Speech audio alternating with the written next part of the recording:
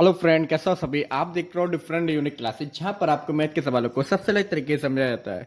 दोस्तों, आज हम सीखेंगे सिंपल इंस्टेंट। बहुत ज़्यादा इजी टॉपिक है और बहुत ज़्यादा यूज वाला भी टॉपिक है। देखो दोस्तों, सिंपल इंस्टेंट होता क्या है। जैसे हम किसी से कुछ मनी देते हैं, कुछ मनी लेते हैं उधार, तो उसके बाद हमको जो एक्स्ट्रा मनी देना पड़ता है वही कहलाता है आपका ब्याज। ब्याज दो तरीके का होता है, एक होता है आपका साधारण ब्याज, एक होता है आपका चक्रवृद्धि ब्याज। साधारण ब्याज में जो आपको परसेंट देना पड़ता है, जैसे मान लो आपको 5,000 पर अगर एक साल में 500 रुपये देने पड़ रहे हैं, अगर आप 10 साल यूज करोगे तो हर साल का आपको सिर्फ और सिर्फ 500 रुपये ही लगेगा। कहने मतलब क्या है, 1 2 3 4 5 6 7 8 9 10।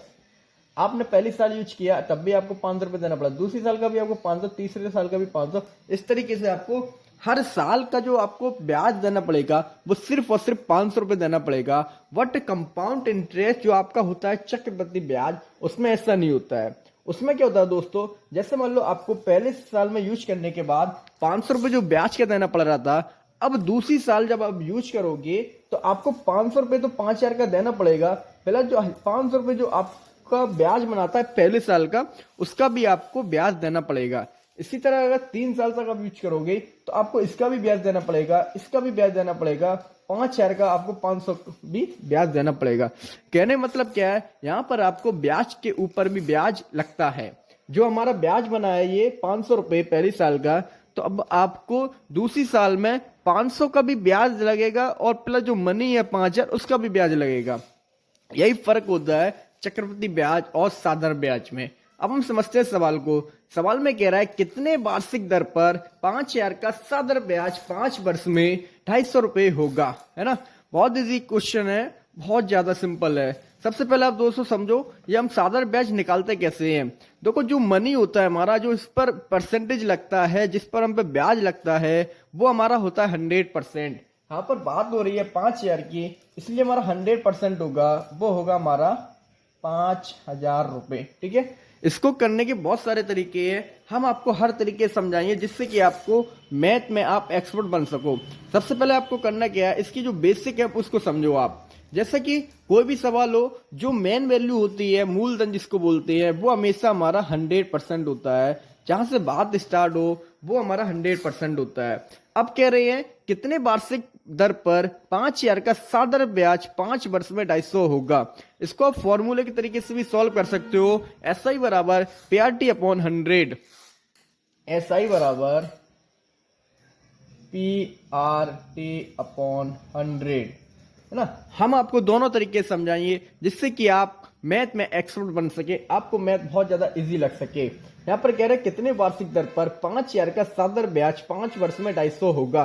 तो साधारण ब्याज यहाँ पर कितना दिया आपको, 250 रुपये, और मूलधन आपका कितना है 5,000 रुपये। यहाँ पर आपको जो आर है ना, आर ये आपको निकालनी है। ठीक है, आर आपको निकालनी है दर, और टी दे रखा है आपको 5 बार और अपॉन 100। ठीक है, आपको 100 से ये कट हो जाएगा आपका 00550 आपका इस साइड। यहाँ पर भी समझो, बहुत सारे लोग इसमें कंफ्यूजन हो जाते हैं।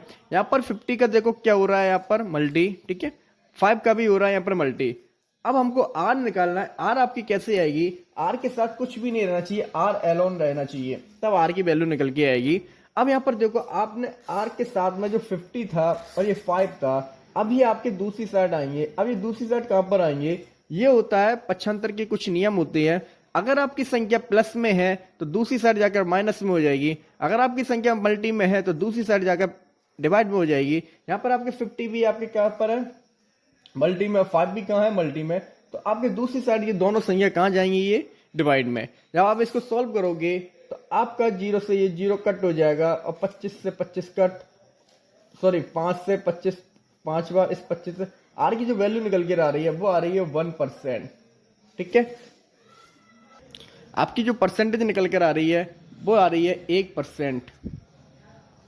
अब दोस्तों हम समझते हैं माइंड में किस तरीके से कैलकुलेट करके साधारण ब्याज हम निकालेंगे। देखो, 5 वर्ष में कितना लग रहा है, 250 रुपये। बहुत अच्छे से समझना, ये 5 वर्ष में कितना लग रहा है, 250।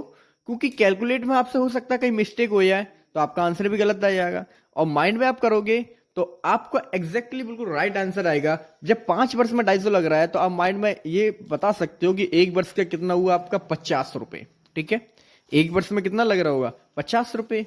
5 वर्ष में आपका लग रहा है 5 ईयर में 250, तो 1 ईयर का कितना निकल कर आ रहा है? 50 रुपये, है ना। और जो दर होती है ना दोस्तों, जो दर, वो दर जो होती है वो 1 वर्ष में जितना रुपया लगता है उसका परसेंट होता है। अब देखो 100% हमारा कितना है? 5 ईयर। 100% कितना है? 5 ईयर। अब 50 कितने परसेंट होगा? 50 होगा आपका 1%, क्योंकि 100% है ये आपका 5 ईयर। 1% अगर आपको नहीं निकालना आता है तो 1% की ट्रिक समझ लो, लास्ट के 2 जीरो हटा दो, आपका 1% रह जाएगा। लास्ट के 2 जीरो हटा दो, आपका 1% रह गया ना। तो आपको 1 वर्ष में कितना लग रहा है? 50 रुपए। और 50 रुपए है कितना परसेंट? 1%। तो इस तरीके से आप माइंड में भी कैलकुलेट कर सकते हो। ठीक है दोस्तों, इस तरीके से आप मैथ में एक्सपर्ट बन सकते हैं। मैथ बहुत ज्यादा इजी है, बहुत ही ज्यादा। अगर आपका कोई क्वेश्चन है, प्रॉब्लम है, तो आप पूछ सकते हो। ओके।